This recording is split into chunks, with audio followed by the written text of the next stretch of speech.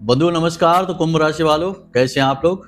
उम्मीद करते हैं महामाई मां बगलामुखी की कृपा और आशीर्वाद से बहुत अच्छे होंगे, कुशल मंगल होंगे। तो कुंभ राशि वालों, जरा ध्यान से समझिए। आपके जीवन में जो भी परेशानियां कठिनाइयां चल रही हैं या जो भी रुकावटें अड़चने हैं, जो कुछ भी आप करना चाहते हो वह नहीं कर पा रहे हैं, किसी प्रकार की बाधाएं उत्पन्न हो रही हैं, ये सारी समस्याएं हजारों गुना बढ़ने वाली हैं आने वाले समय में। जी हाँ बंधुओं, क्योंकि आप अनजाने में ही सही कर रहे हैं ये 3 बेहद भयानक गलतियां। महाभयानक गलतियां हैं, शास्त्रों में इन्हें निषेध कहा गया है और इन निषेध कार्यों को आप अनजाने में किए चले जा रहे हैं और आपको कुछ पता भी नहीं, कोई बता भी नहीं रहा है कि इन कार्यों से आपको दूरी बनानी है, इन गलतियों को आपको नहीं करना है। और अजीब विडंबना ऐसी आपके लिए बनी हुई है कि आप शुभ कार्य समझकर, अच्छा कार्य समझकर इन गलतियों को लगातार दोहराए चले जा रहे हैं। लेकिन शास्त्रों में गहराई में यदि हम झांकेंगे और समझेंगे तो इन चीजों के बारे में स्पष्ट तौर पर प्रमाणित किया गया है कि कभी भी इन कार्यों को सहज वृत्ति से नहीं करना चाहिए। तो इन कार्यों को करने का विधान क्या है, कौन से हैं वो 3 कार्य और शास्त्रों में क्यों इन कार्यों को करने से रोका गया है सामान्य जनमानस को, इसके विषय में आपको हम विशेष ज्ञान देंगे। मतलब कि आज आपको जो भी कुछ बताएंगे पूर्ण प्रामाणिकता के साथ बताएंगे। आप भी हमारी बातों से पूर्ण रूप से सहमत हो जाएंगे कि हाँ गुरुजी सही कह रहे हैं और आप आज इसी समय से इन कार्यों को करना बंद कर देंगे। जी हाँ बंधुओं, ये बात हम आपसे यूं ही नहीं कह रहे हैं, ना ही इस कार्यक्रम में जो आपको बताने जा रहे हैं वो कोई हल्का ज्ञान है, इसे हल्के में बिल्कुल लेना भी नहीं।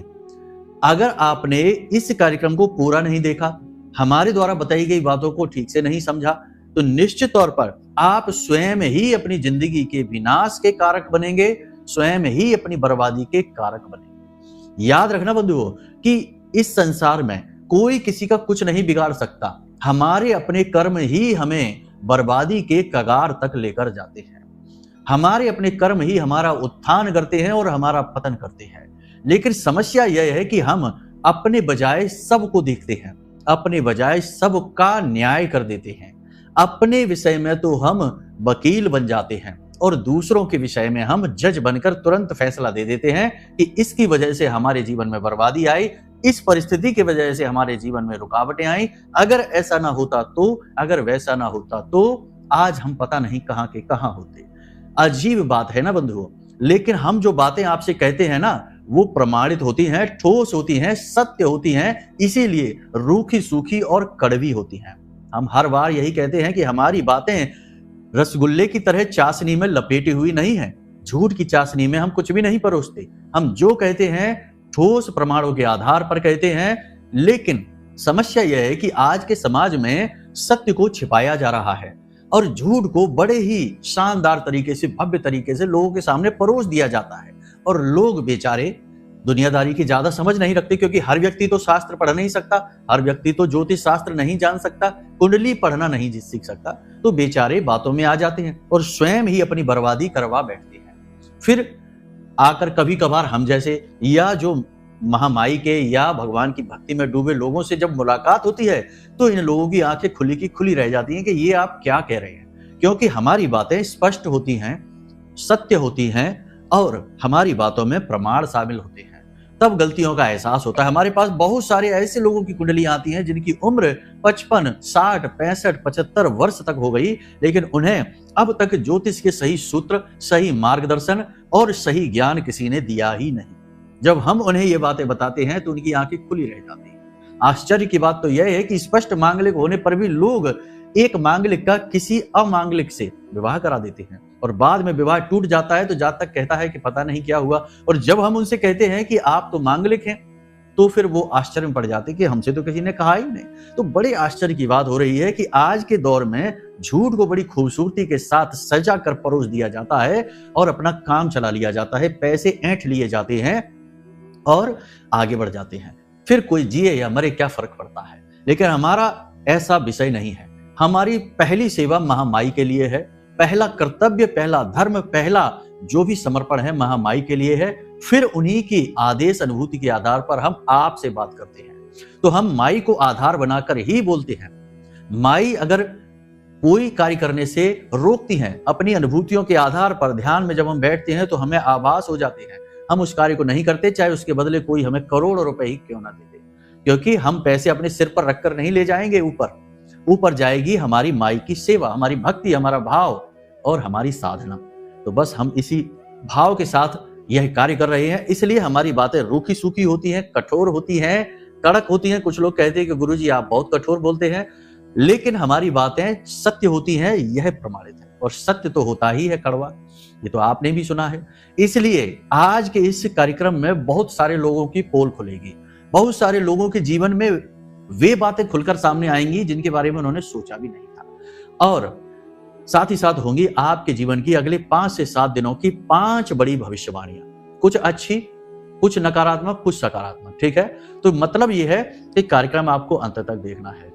और हाँ, कार्यक्रम के अंत में हम आपको देंगे एक ऐसा सूत्र, एक ऐसा महामंत्र जो आपकी हर समय रक्षा करेगा, हर प्रकार से रक्षा करेगा। चाहे शत्रु हो, चाहे कोई नकारात्मक ऊर्जा हो, चाहे किसी के द्वारा किया गया टोना टोटका, तांत्रिक क्रिया, नजर या किसी भी प्रकार की ऊपरी हवा बयार हो, हर एक से आपकी रक्षा होगी। ऐसा महामंत्र आपको देंगे। और याद रखना कि कुछ लोग यहाँ पर भी ज्ञान बताएंगे हमको कि मंत्र कैसे आप दे सकते हैं, मंत्र तो दीक्षा और ये वो।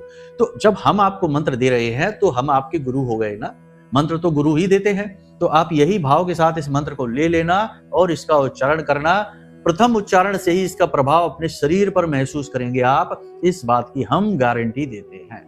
ठीक है, तो बस अंत तक कार्यक्रम को देखना है, सारी बातों को समझना है और जीवन को खुद ही अपने हाथों से सुंदर बना डालना है। याद रखना कि करना सब कुछ आपको ही है। तभी तो तुलसी बाबा ने लिखा श्री रामचरितमानस में कि कर्म प्रधान विश्व करे राखा, जो जस करई सो तस फल चाखा। तो आप जैसा करेंगे वैसा ही फल चखेंगे। चलिए बंधुओं, तो उम्मीद करते हैं आप हमारे भाव, हमारी बातों को समझ रहे हैं। कार्यक्रम में अंत तक जरूर ठहरेंगे, तभी हमारी मेहनत सफल होगी। तो चलिए माई का जयकारा लगाते हैं। कमेंट बॉक्स में लिख डालिए पूरे भाव के साथ, जय मां बगलामुखी कृपा करो। महामाई निश्चित तौर पर आपके ऊपर कृपा कर चुकी हैं, तभी तो ये कार्यक्रम आप तक पहुंचा है। वरना आज के समय में कोई किसी की गलतियां कहां बताता है। गलतियों पर तो पर्दा डाल दिया जाता है और अपना मतलब सीधा करके लोग आगे बढ़ जाते हैं। ये काम बहुत कम लोग करते हैं जो हम कर रहे हैं। तो ये माई की कृपा ही तो है, तभी तो आपके पास स्पष्ट ज्ञान आया है। अब यदि भाव गहरा बने तो लिख देना कि मैं भी माई के परिवार का हिस्सा हूं। महामाई के परिवार का हिस्सा बनना तो इस संसार, इस ब्रह्मांड का सबसे बड़ा कार्य है। तो चलिए बंधु, अपने मूल विषय को प्रारंभ करते हैं। सबसे पहले आपको बताते हैं 5 बड़ी भविष्यवाणियां। प्यारे मित्रों, हमारे अत्यंत प्रिय और परम पूज्य अमिताचार्य जी के पास मां बगलामुखी और मां भद्रकाली की साधनाओं का वर्षों का अनुभव है और माता रानी की इनके ऊपर पूर्ण कृपा और सिद्धि है। आचार्य जी ने अपने सटीक कुंडली विश्लेषण और श्रेष्ठतम उपायों के माध्यम से हजारों लोगों के जीवन को खुशियों से भरा है। आचार्य जी का कुंडली विश्लेषण और उपाय करवाने का तरीका इतना अद्भुत है कि जीवन के हर एक दुख और कष्ट का कारण जड़ से ही समाप्त हो जाता है। फिर समस्या चाहे जैसी भी हो, कर्जा बहुत बढ़ गया हो, व्यापार चल नहीं रहा हो, बीमारियों में आप बर्बाद हो चुके हो, रिश्तों में प्रेम समाप्त हो चुका हो, या फिर नौकरी ही ना मिल रही हो, विवाह में देरी होती हो, कैसी भी समस्या हो, इन समस्याओं का कारण क्या है, कौन सी महादशा परेशान कर रही है, कौन सा दोष लगा हुआ है, सब कुछ आचार्य जी इतना सटीक बताते हैं कि वर्षों वर्ष के दुख कुछ ही दिनों में समाप्त हो जाते हैं। अगर आपके जीवन में भी कोई ऐसी संकट की घड़ी है तो यही सही समय है जब आप पूज्य आचार्य जी के हाथों से अपनी कुंडली का विश्लेषण करवाएं और वर्षों से चल रहे दुखों और संकटों के इस चक्र से बाहर निकल जाए। प्यारे मित्रों, अभी वीडियो में दिए गए नंबरों पर फोन करिए और अपनी कुंडली का श्रेष्ठतम आकलन करवा डालिए। जिंदगी बदलने का ये सबसे बड़ा मौका हाथ से मत जाने दीजिएगा। जय माई की, महामाई आपका कल्याण करे। सबसे पहले कि अगले 5 से 7 दिनों में आप कोई जिम्मेदारी भरा काम, कोई बड़ी जिम्मेदारी, कोई बड़ा कार्य, कोई महत्वपूर्ण कार्य अपने हाथों में लेने जा रहे हैं। कोई बड़ा फैसला आप लेंगे अपने काम धंधे व्यापार से जुड़ा हुआ, या फिर सामाजिक स्तर पर कोई कार्य, या पारिवारिक स्तर पर कोई बड़ी जिम्मेदारी आप अपने हाथ में लेने जा रहे हैं। ले लेना है, बहुत अच्छी बात है, परंतु एक चीज याद रखना कि आप जो भी कार्य कर रहे हैं इस संसार में, या कोई भी व्यक्ति कोई भी कार्य कर रहा है इस संसार में, यदि वह इस भाव के साथ कार्य को करता है कि इस काम को मैंने अपने हाथ में ले लिया, अब मैं इसे बहुत सुंदर करके बताऊंगा। भाव बहुत सुंदर है, लेकिन यहां पर कर्ता का भाव है। आपको यदि किसी भी कार्य में सफल होना है तो कर्ता का भाव हटाना होगा। आपको बिल्कुल यही महसूस करना है जैसे कि पेन पेपर पर लिखती जरूर है, लेकिन लिखने वाला हाथ होता है, पेन नहीं। लेकिन लिखने का काम पेन ही कर रही है। तो अब चाहे पेन 10 पेपर भर डाले, बड़ी बड़ी सुंदर कविताएं कर डाले, कहानियां नाटक लिख डाले और लोग सुनकर प्रभावित हो जाएं, लेकिन वहां पर पेन की भूमिका कितनी है आप अच्छी तरह से जानते हैं और हाथ की भूमिका कितनी है अच्छी तरह से जानते हैं। तो आपको यही भाव रखना है पेन वाला, कि काम तो आप ही कर रहे हैं, लेकिन काम करवाने वाला वो है जो ऊपर बैठा है, ब्रह्म, ठीक है, जिसमें आपकी आस्था है। तो अपना हर काम, हर जिम्मेदारी जो आप लें उसे समर्पित कर देना।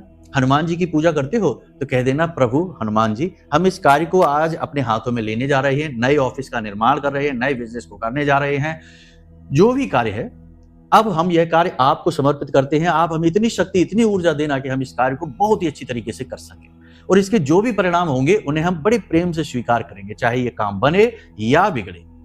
इस भाव के साथ जब आप कार्य करेंगे तो 101% आपका काम बनेगा ही बनेगा, क्योंकि जो भगवान की शरण में चला गया, भगवान उसका अहित थोड़ी करते हैं। लेकिन समस्या यह है कि यहाँ तो लोग खुद ही हीरो बनना चाहते हैं, खुद ही नायक बनकर अपना नाम आगे रखना चाहते हैं, और जब विपत्ति में, परेशानी में फंसते हैं तो भागते हैं भगवान की ओर कि आप भगवान बचाओ। भगवान आपको कैसे बचाएं? आपने भगवान को कहीं पर शामिल ही नहीं किया अपने जीवन में, केवल मुंह में, शब्दों में शामिल किया, बाकी जीवन में तो शामिल ही नहीं किया। तो ये जो तरीका है ये सफल तरीका है, और वो जो तरीका असफल तरीका है। आप चुन लीजिए कि आपको क्या करना है, ठीक है। दूसरी बड़ी जो भविष्यवाणी है वो ये है कि अगले 3 से 5 दिनों में आपकी एक यात्रा होगी। यात्रा धार्मिक भी हो सकती है या व्यवहारिक यात्रा भी हो सकती है, लेकिन इस यात्रा में आपकी सेहत खराब होगी, आपको कमजोरी आएगी और आपको पेट से जुड़े रोग परेशान कर सकते हैं, या कमर या पीठ के हिस्से में लगातार दर्द आपको रह सकता है, और यात्रा समाप्त होने के बाद बीमार हो जाएंगे। तो यात्रा जब तक धार्मिक ना हो या जब तक बहुत ज्यादा जरूरी ना हो, तब तक आगे नहीं बढ़ना है। व्यर्थ में घूमने फिरने में बिल्कुल समय खराब नहीं करना है, ठीक है। तीसरी भविष्यवाणी यह रहेगी कि आप किसी एक व्यक्ति से मदद लेंगे, या यूं कह सकते हैं कि कोई एक व्यक्ति है जो आगे बढ़कर आएगा, आपका सपोर्ट करेगा, आपकी मदद करेगा, खुले दिल से मदद करेगा।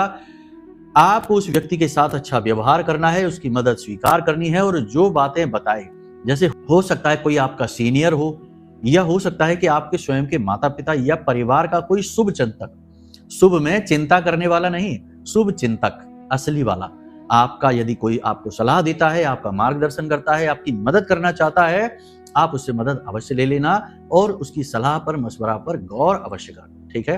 किसी प्रकार की पैसे की सहायता आपको अगले 5 से 7 दिनों में प्राप्त होने जा रही है।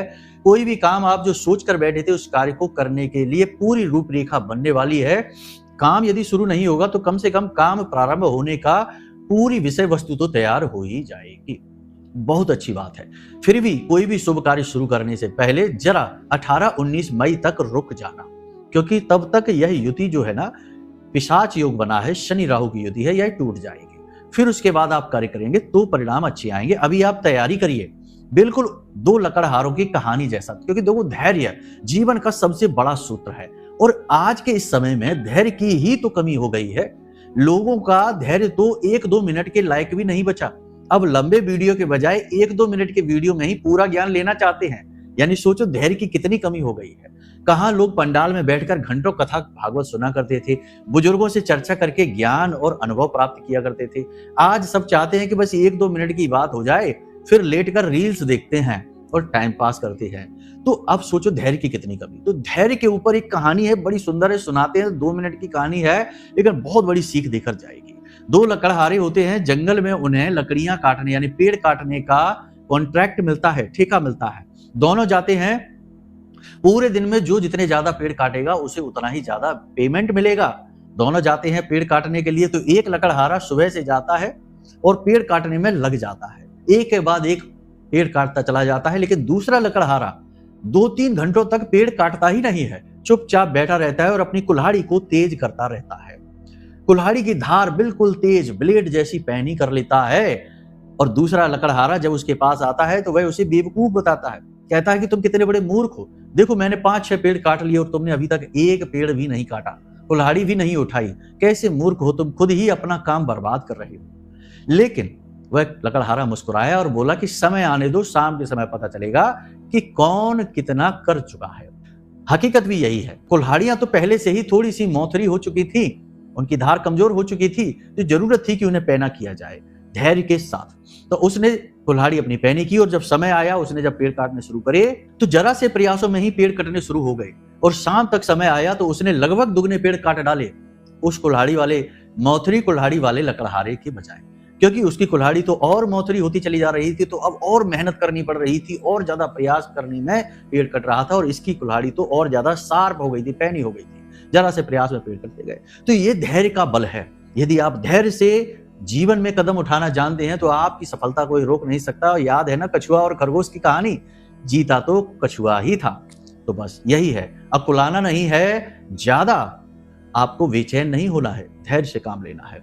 अगली भविष्यवाणी आपको बताते हैं, आपके व्यक्तिगत जीवन में यानी कि पति पत्नी के बीच या प्रेमियों के बीच में किसी बात को लेकर तनाव हो सकता है, नकारात्मक स्थितियां बन सकती हैं, किसी बात को लेकर बहस हो सकती है, स्थिति खराब भी हो सकती है, लेकिन बहुत ज्यादा खराब नहीं होगी।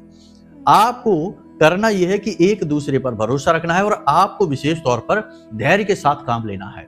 जल्दबाजी में बिना सोचे समझे कुछ भी नहीं कहना है, कोई निर्णय नहीं लेना है और किसी तीसरे व्यक्ति को अपने दोनों के बीच में नहीं आने देना है। अक्सर यही होता है, जब जब जोड़ों के बीच में यानी पति पत्नी या प्रेमियों के बीच में तीसरे व्यक्ति की बात सुनी जाती है, बात बिगड़ जाती है, क्योंकि ये जोड़े जो बनते हैं ये बड़े अनोखे हैं, ये प्रकृति बनाती है और प्रकृति ही इनको मौका देती है कि एक दूसरे को समझो। लेकिन तीसरा व्यक्ति आएगा तो वो आपकी समझ पर पर्दा ही डालेगा, आपको अपनी समझ थोपने की कोशिश करेगा, तो फिर ये रिश्ता खराब हो जाता है। तभी तो बहुत सारे रिश्ते हमने टूटते देखे हैं जब उन्होंने तीसरे की बात सुनी, चाहे वह तीसरा किसी के माता पिता ही क्यों ना हो, लेकिन रिश्ता टूटेगा। तो आपको आपसी समझ बनाकर रखनी है, क्रोध नहीं दिखाना है, क्योंकि आपको अगले 5 से 7 दिनों में क्रोध आएगा, चिड़चिड़ाहट होगी, काम की अधिकता रहेगी, शारीरिक थकान रहेगी, सेहत भी आपकी खराब हो सकती है। इस वजह से आपको तनाव की स्थिति रहेगी, तो क्रोध चिड़चिड़ाहट होगी, तो आपको अपनी वाणी पर संतुलन रखना है, गलत शब्दों का प्रयोग नहीं करना है और धैर्य से काम लेना है। ये बहुत ही अधिक महत्वपूर्ण है।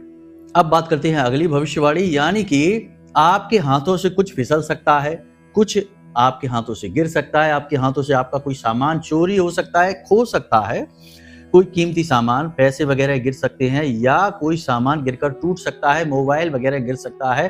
थोड़ा आपको सावधान रहना है, अलर्ट रहना है, लापरवाही चीजों को हैंडल करने में ना दिखाएं। वाहन आदि चलाने में आपको सावधान रहना है, थोड़ा लापरवाही दिखाएंगे नुकसान ज्यादा हो जाएगा। साथ ही अपनी चीजों को बहुत ही सुरक्षा के साथ रखिए, वाहन अपना, अपना मोबाइल, अपने पैसे, अपनी चीजें बहुत संभाल कर रखिए। चोरी भी हो सकते हैं, खो भी सकते हैं, तो ये चीजें बहुत जरूरी है, सतर्कता बेहद आवश्यक है। पैसे को लेन देन को लेकर बहुत अलर्ट रहें, कोई धोखा हो सकता है। किसी नए काम धंधे व्यापार की अभी शुरुआत ना करें, किसी भी प्रकार का फेरबदल ना करें, कोई भी महंगी चीज अभी ना खरीदें। 18-19 मई के बाद समय अच्छा आएगा, फिर आप इन कार्यों को करें। तब तक केवल योजना भूमिका बनाएं, वही आपके लिए सर्वश्रेष्ठ सलाह रहेगी। तो ये तो आपकी भविष्यवाणियां रही, कुछ अच्छी कुछ बुरी, आप अच्छी तरह से समझ लेना, है आपका स्वयं का आंकलन ही। अपनी सेहत का विशेष ख्याल रखना, समय पर खान पान करना और जितना हो सके उतना एकांत में रहें, अपने आत्म मंथन करें, लोगों से चर्चाएं कम करें, लंबी लंबी बहसबाजी चर्चाओं में ना पड़ें, इसकी उसकी बुराई और गप्पे हाँकने में अपना समय खराब बिल्कुल भी ना करें, नकारात्मक लोगों से दूर रहें। ठीक है, अब बात करते हैं गलतियों की।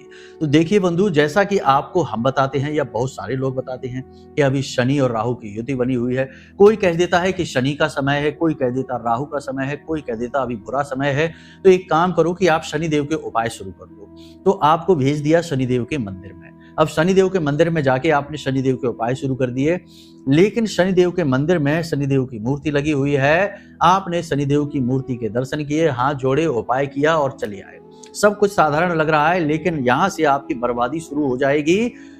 2-3 बातें यहां पे हम आपको बताएंगे, आपको सुनकर आश्चर्य होगा। पहली चीज तो यह है कि शनि कोई देवता नहीं है, पूज्य देव नहीं है। वैसे नाम में तो शनिदेव कहते ही हैं, लेकिन शनिदेव की पूजा नहीं होती है। यदि पूजा हो रही होती तो आपके, हमारे और सभी हिंदुओं के पूजा घर में शनिदेव की भी फोटो या मूर्ति लगी होती। क्या है आपके घर में? नहीं है। क्यों नहीं है? कभी आपने सोचा है? इसीलिए तो नहीं है क्योंकि शनिदेव एक क्रूर देव हैं। उनका आपकी पूजा पाठ से कोई फर्क नहीं पड़ता। आप कितनी भी पूजा पाठ करें, आप शनिदेव को अनुकूल नहीं बना सकते हैं। उल्टा जितनी बार आप पूजा करेंगे, जितनी बार शनिदेव के आप सामने जाएंगे, आपकी दुर्गति होती चली जाएगी। आप भयंकर कर्जे में चले जाएंगे, रोग दोष आपके ऊपर लगने लगेंगे, आपके जीवन में भयंकर नकारात्मकताएं आ जाएंगी, आप सह भी नहीं पाएंगे। कारण इसका यह है कि शनिदेव को श्राप लगा हुआ है।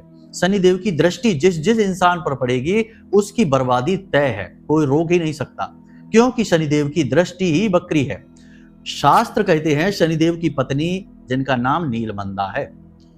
शनिदेव भगवान कृष्ण के बहुत बड़े भक्त थे, तो नीलमंदा पर ध्यान ही नहीं देते थे, हमेशा आंख बंद करके भगवान का भजन करते रहते थे, ध्यान करते रहते थे।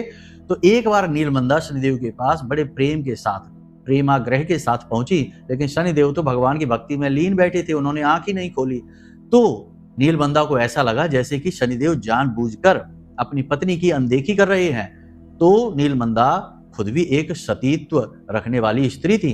उन्होंने शनिदेव को श्राप दे दिया कि जैसे ही आप अपनी आंखें खोलोगे और जिस जिस व्यक्ति पर भी आपकी दृष्टि पड़ेगी वह बर्बाद हो जाएगा, यानी कि आपकी दृष्टि बकरी हो जाएगी। बकरी दृष्टि का श्राप शनिदेव को नीलमंदा ने दे दिया। अब होता यह है कि आज का फैशन का दौर है, तो मंदिरों में भी फैशन आ गई। पुराने जमाने में शनिदेव के मंदिर हैं जो, जैसे शनि सिंगणापुर है, तो वहां पर आप जाइए, वहां मूर्ति नहीं है, वह शनिदेव का शिला स्वरूप है जिसमें आंखें नहीं है। लेकिन आजकल तो हर मंदिर में एक शनिदेव का मंदिर बना देते हैं, मूर्ति लगा देते हैं, और आप देखेंगे कि जितना लोग मंदिरों में जा रहे हैं शनिदेव के, उतना ही ज्यादा परेशान है, उतने ही ज्यादा पीड़ित हैं। तो शनिदेव का कोई भी मंत्र, ओम शम शनिश्चराय नमः, या कोई भी जाप या कोई भी उपाय या शनिदेव के मंदिर जाना कोई जरूरी नहीं है, बिल्कुल जाना ही नहीं, कभी नहीं जाना। बिना किसी एस्ट्रोलॉजर के, किसी ज्योतिष की सलाह के कभी भी शनिदेव का कोई उपाय मत करना अपने मन से। अगर करना भी है तो पहले सलाह ले लो, ठीक है? क्योंकि शनिदेव कोई साधारण देव नहीं है, ये ना अच्छे में अच्छे हैं ना बुरे में अच्छे हैं। जैसे कहा जाता है ना कि इनकी ना दोस्ती अच्छी ना दुश्मनी अच्छी, तो दोनों ही स्थितियों में ये आपको पीड़ा पहुंचाएंगे, इसलिए इनसे दूरी ही अच्छी है। तो ये सबसे बड़ी गलती है। आप अपनी कुंडली दिखाइए, कुंडली में शनिदेव की स्थिति देखिए, फिर शनिदेव सचमुच में आपको कुंडली अनुसार पीड़ित कर भी रहे हैं कि नहीं, ये आपको पता लगेगा। जब कर रहे हो तो एस्ट्रोलॉजर से लिया गया उपाय करिए, वो आपको बताएंगे कि क्या उपाय उचित है। ऐसे ही कुछ भी उपाय ना कर ले। अब कुछ उपाय जो हम बताते हैं, जैसे कि हमने छायादान का उपाय बताया, यह साधारण उपाय है, कोई भी कर सकता है, लेकिन वह आपको यह पता होना चाहिए कि शनिदेव आपको पीड़ित कर रहे हैं, तब करना है, ठीक है? दूसरा हम बताते हैं कि वो नोट लगा देना कागज पे, काले रंग के कागज पे, ये कोई भी कर सकता है, इसमें शनिदेव की पीड़ा का कोई लेना देना नहीं। ये साधारण उपाय। शनिदेव के नाम से एक दीपक अपने घर की पश्चिमी दिशा में जला देना, ये भी साधारण उपाय है, इन्हें आप कर सकते हैं। लेकिन कोई बड़े विशेष उपाय जैसे चतुर्मुखी दीपक जला देना पीपल के नीचे या शनिदेव की मूर्ति के ऊपर तेल अर्पित करना, ये बड़े उपाय हैं, ये बिना सलाह के नहीं, ठीक है? यहां तक आपने समझ लिया। तो शनिदेव से दूर रहिए, इसी में भलाई है। दूसरा, राहु का उपाय।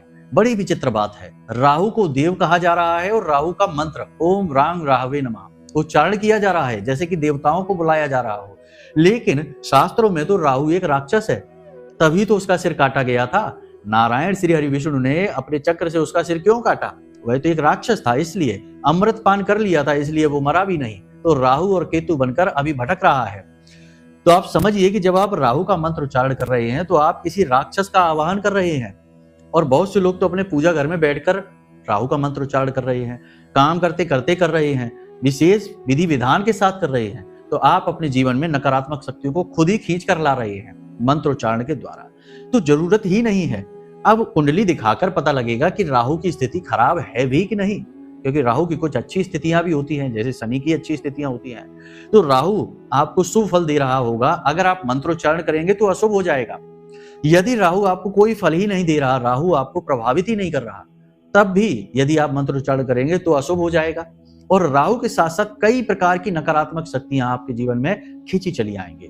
पितृ दोष आपके जीवन में आ जाएगा, प्रेतों का आगमन आपके जीवन में होने लगेगा, नजर जल्दी जल्दी आपको लगने लगेगी, जरा जरा सी बात पर आपके जीवन में कलह कलेश और तनाव की स्थितियां बन जाएंगी।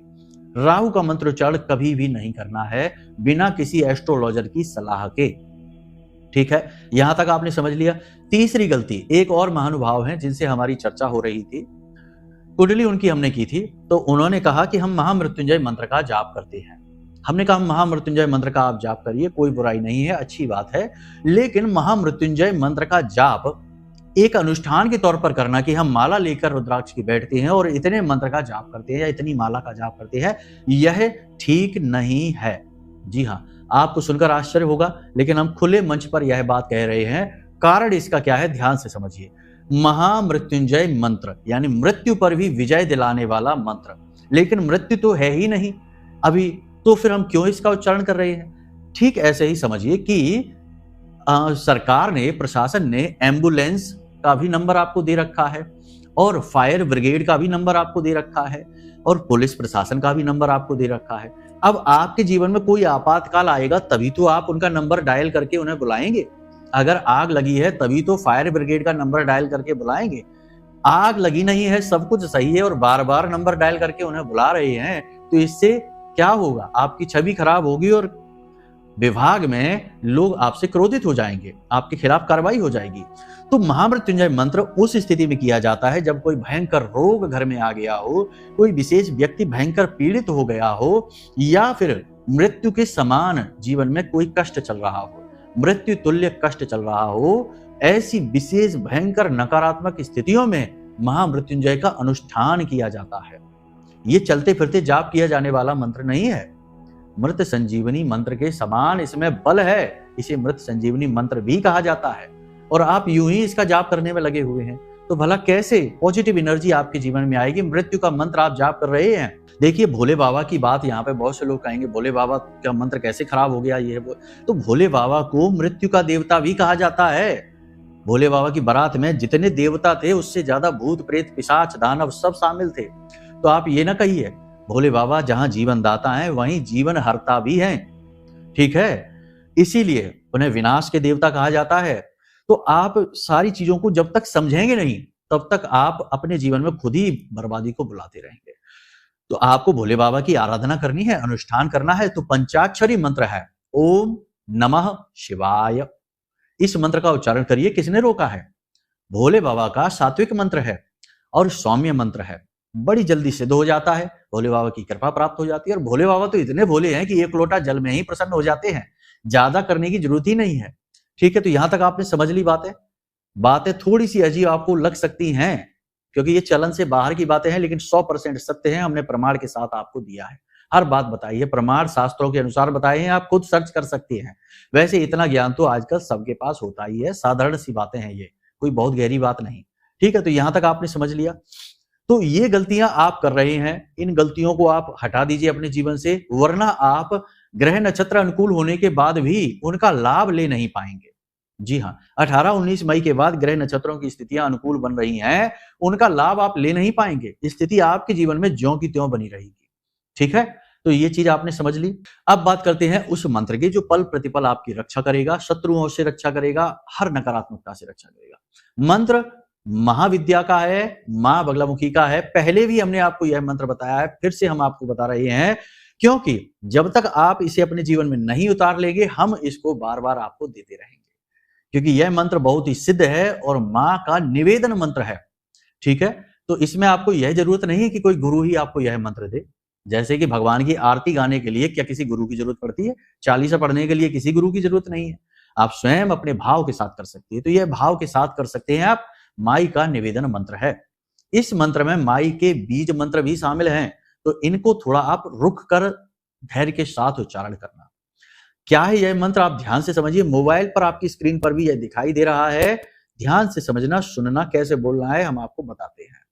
ओम ह्लीम ऐम श्रीम क्लीम, ये महामाई के बीज हैं। श्री बगलान ने मम रिपून नाशय नाशय, मेरे सारे शत्रुओं का नाश करो। ममेश्वर्याणि देहि देहि, मुझे धन वैभव ऐश्वर्य दो। शीघ्रम मनवांछितम कार्य, मेरा जो मनवांछित कार्य है, साधय साधय ह्लीम स्वाहा, उस कार्य को सिद्ध कर दो। ये माई से निवेदन किया जा रहा है बीज मंत्रों के साथ। कोई भी मंत्र बिना बीज मंत्र के पूर्ण ही नहीं होता, तो इसलिए इसमें बीज मंत्र हैं। ठीक है, तो इसमें पवित्रता का ख्याल रखना है। अगर आप बाहर हैं घर से या पवित्र अवस्था में जूते चप्पल पहन रखे हैं, तो मन में आप इसका उच्चारण करें। इसका प्रभाव आप पहले दिन से महसूस करेंगे।